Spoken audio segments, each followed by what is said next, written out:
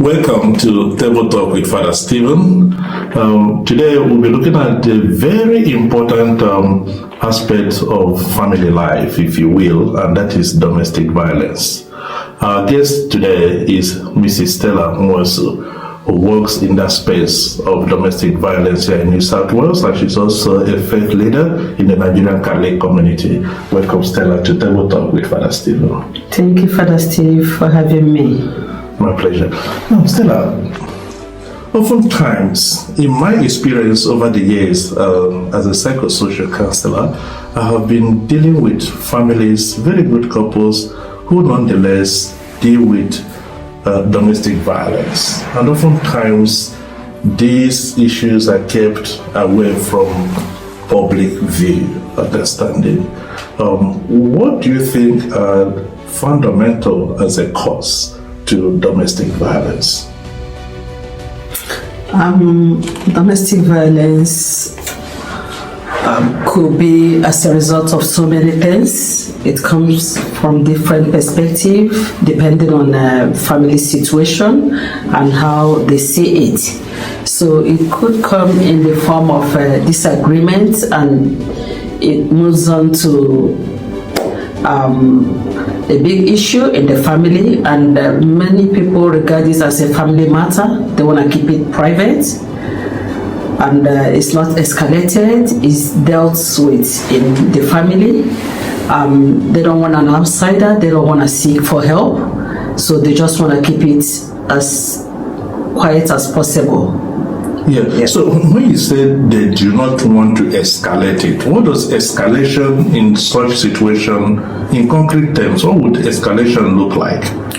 Escalation means like seeking support, addressing it, probably reaching out to support services, maybe addressing their behaviors that are causing it from the perpetrator in particular.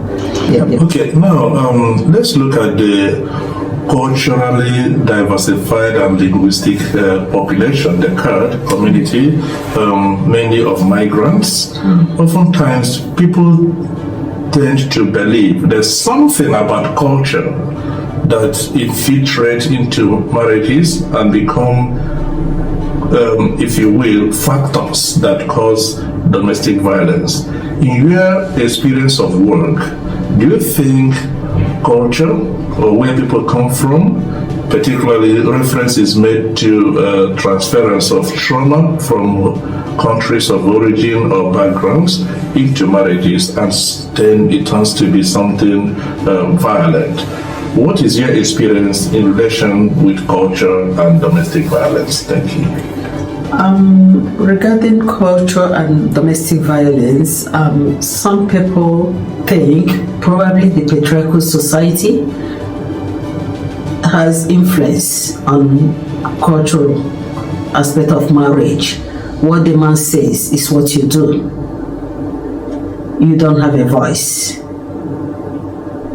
If you want to stay in this marriage, listen to your husband. On the other hand, violence from intergenerational trauma, probably people from war-torn country coming overseas, it also affects their relationship. Some people think it's good to be violent, but not realizing that it's not the best way to address issues. When you have issues, you talk about it. You don't fight.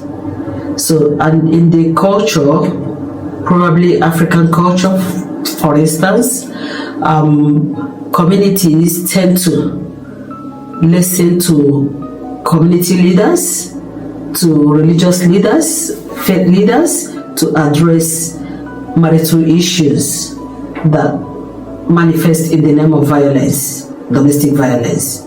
So cultural influence there is that culturally you're meant to stay together. You don't divorce, you don't separate. Yes. Okay.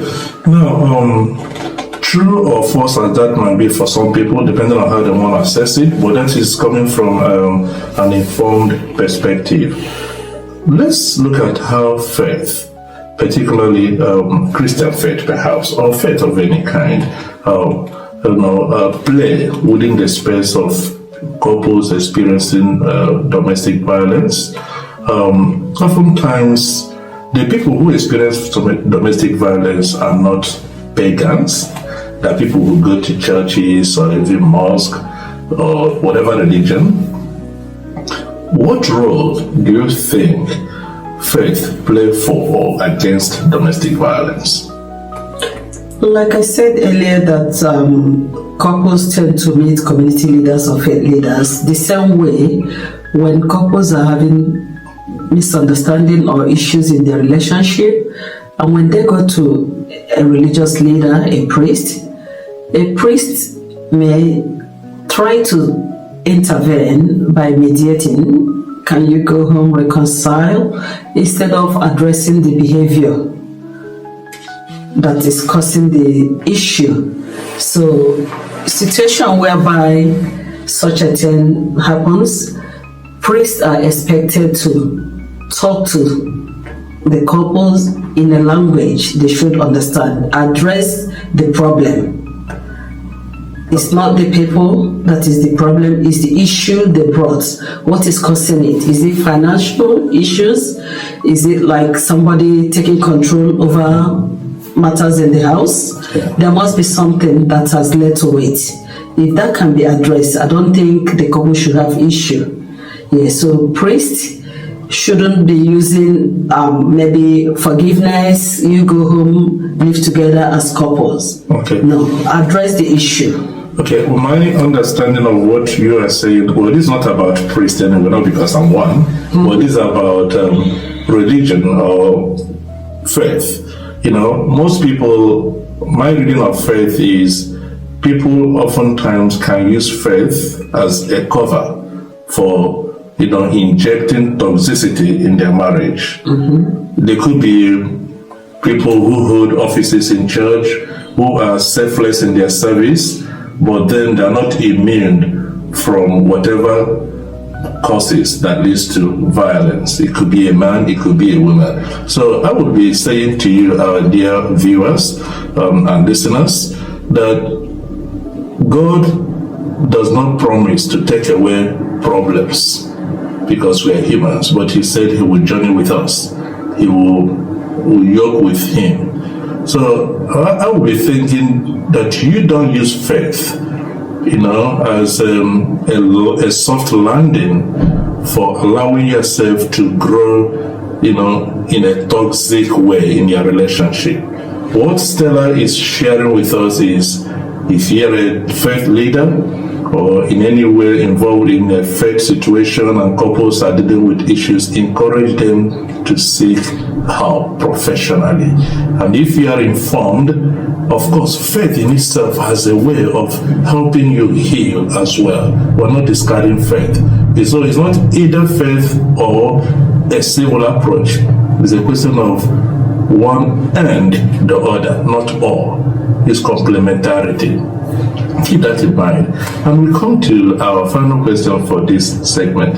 What would you be saying concretely to couples who may, in their assessment, have tried, I hear that a lot, who have tried everything, but I don't think this marriage is working, or this relationship or partnership is really surviving? What would be your word to them at this point? My word to them will be that their safety comes first. Okay, so if you have tried every other thing, make sure you are both safe. The children, if children are involved in it, they are safe as well. Seek help where possible, and also don't use faith to cover up. Because God did not create us to live in violence in the first place. And whoever is using violence in a relationship, not even family, is beyond couple. So violence is unacceptable. It doesn't respect any race. It can affect anybody, so it's not a good way to go. Okay. Yeah, it's never a good way to go. Thank you, Stella, for your time today at the table. This is still Table Talk with Father Stephen, and this table, as you know, is always open to you. Seeking help is strength, not weakness. Do not, if you will, die in silence. No one has survived by being silent. Always speak out and seek help constructively. Until next time, it's still Father Stephen, and this is Double Talk with Father Stephen with Stella today. Thank you for your time. Thank you, Father, for having me. You're most welcome. Yeah.